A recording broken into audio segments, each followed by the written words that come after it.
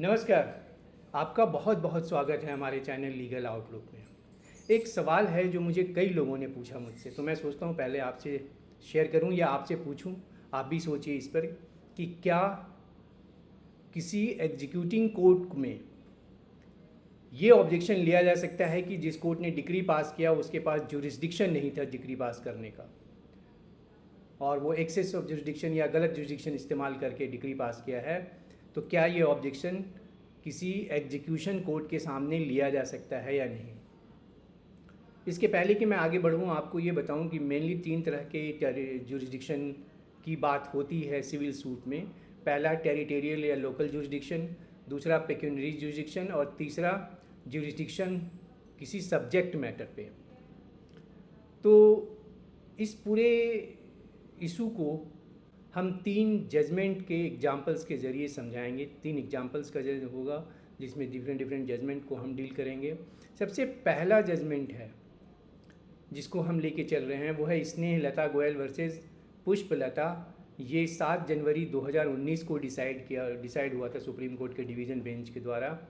और इसमें क्या होता है, इसके फैक्ट को थोड़ा समझते हैं, फिर आपको समझ आएगा कि क्या चीज़ है।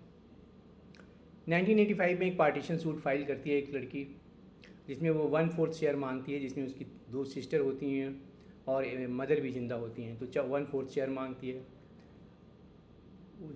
वो रांची में फ़ाइल करती है, लेकिन प्रॉपर्टीज़ जो है वो रांची में भी है और वाराणसी में है। तो डिफेंडेंट्स ये ऑब्जेक्शन लेते हैं कि प्रॉपर्टीज़ चूँकि बनारस में ज़्यादा है, इसलिए रांची कोर्ट का जुरिस्डिक्शन नहीं है, और इसके लिए वो हाई कोर्ट चले जाते हैं। हाई कोर्ट एक प्रिलिमिनरी इशू बना देता है जुरिस्डिक्शन पे और वो उसको वापस भेज देता है। बाद में वो पार्टिसिपेट नहीं कर पाते हैं या करते हैं उस प्रोसीडिंग में। तो ट्रायल कोर्ट पार्टीशन की प्रिलिमिनरी डिग्री पास करती है 1990 में, और उसके बाद 91 में फाइनल डिग्री पास कर देती है, जिसमें 1/4 शेयर को वो उसको अलाउ कर देती है। अब जो डिफेंडेंट्स थे वो एक सेपरेट सूट फाइल करते हैं, वो डिसमिस इन डिफ़ॉल्ट हो जाता है। दूसरा सूट पहले वो रांची में फ़ाइल करते हैं, वो डिसमिस इन डिफ़ॉल्ट होता है नॉन प्रोसिक्यूशन से, और दूसरा वो बनारस में फ़ाइल करते हैं, जिसमें कि वो 7/11 की एप्लीकेशन लगाती है प्लेंटिफ, जो यहाँ प्लेंटिफ है, और उसके बाद वो सूट भी डिसमिस हो जाता है। उसके बाद एग्जीक्यूशन फाइल होता है 2014 में उस डिक्री का, जो उसको 1/4 शेयर मिला था। हालांकि बाद में मदर की डेथ होती है, तो वो एप्लीकेशन लगाती है कि अब उसका 1/3 शेयर बनता है, तो 1/3 शेयर उसको ट्रायल कोर्ट अलाउ कर देती है, तो उसके उसी का एग्जीक्यूशन फाइल करते हैं। एग्जीक्यूशन में फिर वो वही ऑब्जेक्शन लेकर आते हैं कि जिस कोर्ट ने डिक्री पास करा है उसका टेरिटोरियल जुरिस्डिक्शन नहीं था।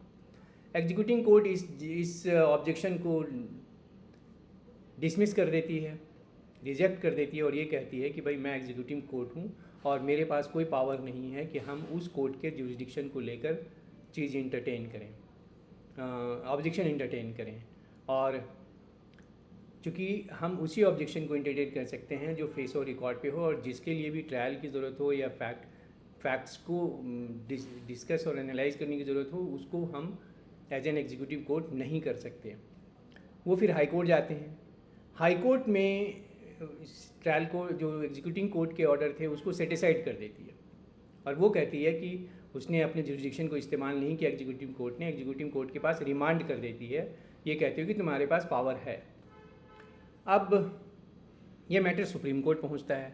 सुप्रीम कोर्ट में जब ये मैटर पहुंचता है, तो इसके पहले कि मैं आपको सुप्रीम कोर्ट में जो हुआ उसके बारे में डिस्कस करूं, मैं ये बताऊं कि मैंने एग्जीक्यूशन सीरीज़ अभी शुरू किया है, जिसमें 2 वीडियो बनाए हैं। ये मेरा तीसरा वीडियो है, और आप लोगों ने बहुत सराहा है, बहुत सारे क्वेश्चंस मुझे मिले हैं, और उन कई क्वेश्चंस जुरिस्डिक्शन को लेकर मुझसे पूछे गए, तो वही मैं डील कर रहा हूँ। और आपको आपके पास भी अगर कोई सवाल है एग्जीक्यूशन से रिलेटेड, चूँकि ये बड़ा अनटच्ड एरिया होता है। नॉर्मली और एरियाज़ में डिस्कशन आपको कहीं ना कहीं मिल जाएगा, लेकिन एग्जीक्यूशन के डिफरेंट एस्पेक्ट को डील करता हुआ जो वीडियोज़ है वो आपको बहुत कम मिलेगा। इसलिए मेरे कुछ फ्रेंड्स ने मुझसे स्पेशली रिक्वेस्ट किया, और मैं इस पे काम कर रहा हूँ, रिसर्च करता हूँ, और आपके सामने जो मेरा रिसर्च होता है वो लेकर आता हूँ आपके सवालों का जवाब देने के रूप में। अब जो सुप्रीम कोर्ट में मैटर पहुंचा वहाँ डिवीज़न बेंच थी, जो डिवीज़न बेंच में को लीड कर रहे थे justice doctor D Y Chandrachud, और उन्होंने ये जजमेंट लिखा है। अब सुप्रीम कोर्ट में के सामने जो प्लेंटिफ को या अपीलेंट यहाँ सुप्रीम कोर्ट में था, उसके जो काउंसिल थे, उसके एडवोकेट थे, सीनियर एडवोकेट मुकुल रोहतगी थे, उन्होंने ये कहा कि जो टेरिटोरियल जुडिक्शन का पॉइंट है वो आप ट्रायल कोर्ट के सामने तो उठा सकते हैं, उसके बाद अपीलेट कोर्ट के सामने तो उठा सकते हैं, लेकिन इस पॉइंट को आप ऑब्जेक्शन के रूप में एग्जीक्यूटिव कोर्ट के सामने नहीं उठा सकते। और यहाँ पे उन्होंने पार्टिसिपेट किया था डिफेंडेंट्स ने ट्रायल में, और उस इशू को लेकर वो हाई कोर्ट भी गए थे, तो देवर वो वेल अवेयर थे इस पॉइंट को लेकर। फिर बाद में उन्होंने ट्रायल कोर्ट के डिग्री को अपील में चैलेंज नहीं किया था, जो बाद में किया, तो वहाँ उन्होंने ये पॉइंट लिया हुआ है। तो जो एग्जीक्यूटिव कोर्ट ने ऑर्डर पास किया वो बिल्कुल सही था, और हाई कोर्ट ने जो इंटरफेयर किया वो गलत था। जो डिफेंडेंट के एडवोकेट थे उनका ये कहना था कि जो लैक ऑफ टेरिटोरियल जुडिक्शन का है वो किसी भी केस के रूट में जाता है और वो किसी भी स्टेज पे उठाया जा सकता है।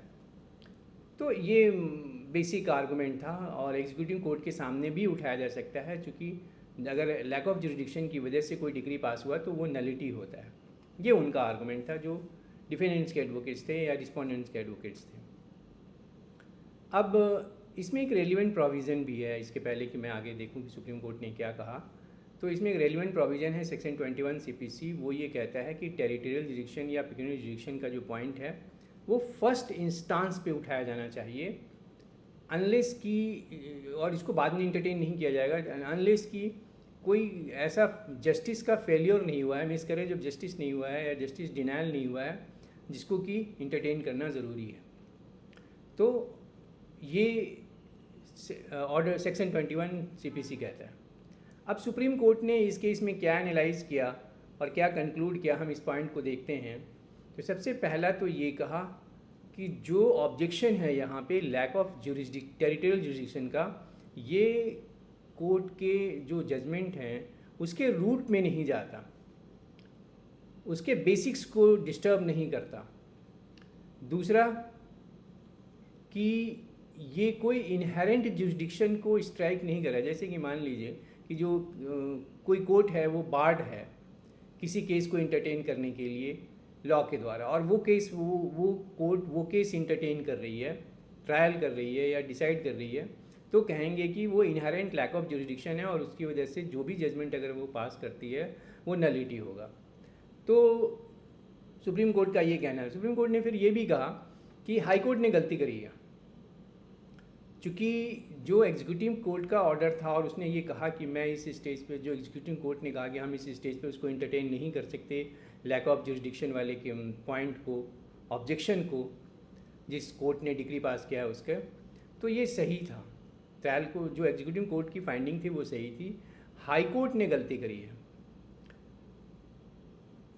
चौथी बात वो जो सुप्रीम कोर्ट ने कही कि जो लैक ऑफ जुरिडिक्शन का पॉइंट है वो डिफेंडेंट्स ने जो अपील फाइल किया है वहाँ भी लिया हुआ है, तो वहाँ पे जो होगा मेरिट पे वो उसको एक्सेप्ट किया जाएगा।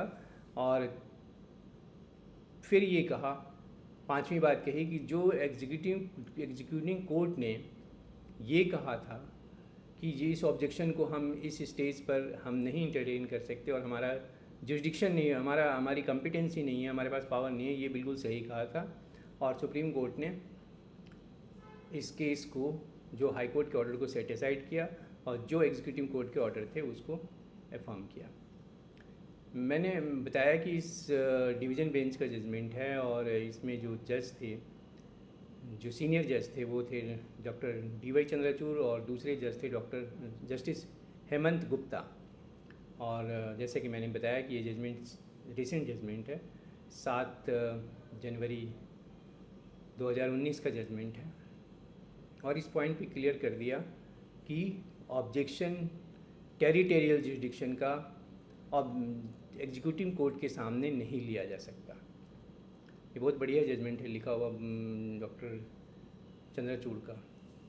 तो आपके भी अगर कोई सवाल हैं जो टेरिटोरियल जुरिडिक्शन एग्जीक्यूटिंग आस्पेक्ट से हैं, किसी डिग्री के एग्जीक्यूशन के से जुड़े हुए हैं, या आप कुछ मुझे बताना चाहते हैं जो मैं शेयर करूं अपने व्यूअर्स से, तो प्लीज़ ज़रूर भेजिए।